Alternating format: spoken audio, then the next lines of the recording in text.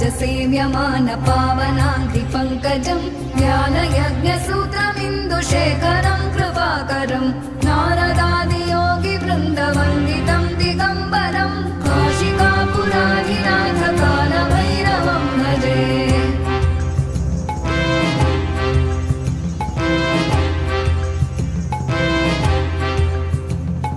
भानुकोटिभास्वरं भवाब्धितारकं परं नीलकण्ठमीप्सितार्थदायकं त्रिलोचनं कालकालमम्बुजाक्षमक्षशूलमक्षरं काशिकापुराधिनाथ कालभैरवं भजे।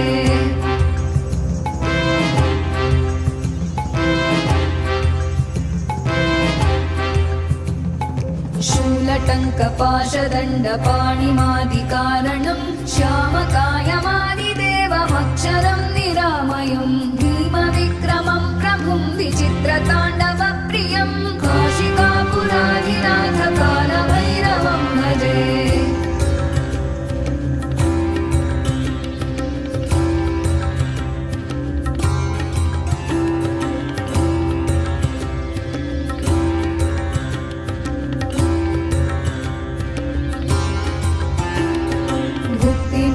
दायकं प्रशस्तचारुविग्रहं भक्तवत्सलं स्थितं समस्तलोकविग्रहं विनिक्मणं मनोज्ञहेम किङ्किणीलसत्कटिं काशिकापुराधिनाथ कालभैरवं भजे।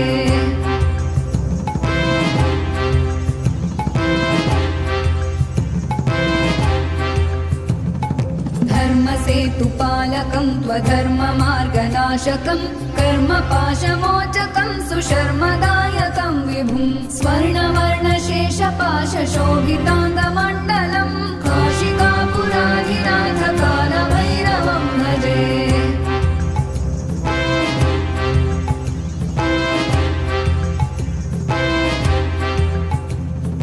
रत्नपादुका प्रभाभिरामपादयुग्मकं नित्यमद्वितीयमिष्टदैवतं निरञ्जनं मृत्युदर्पनाशनं करालदंष्ट्रमोक्षणं काशिकापुराधिनाथ कालभैरवं भजे।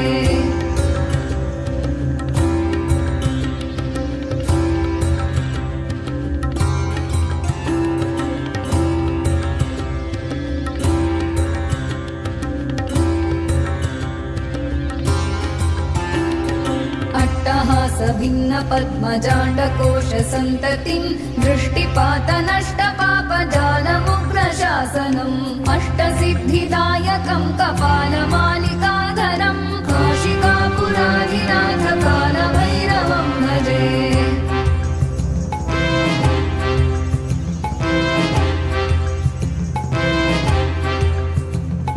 भूतसङ्घनायकं विशालकीर्तिदायकं काशीवासलोकपुण्यपापशोधकं विभुं नीतिमार्गकोविदं पुरातनं जगत्पतिं काशिकापुराधिनाथ कालभैरवं भजे।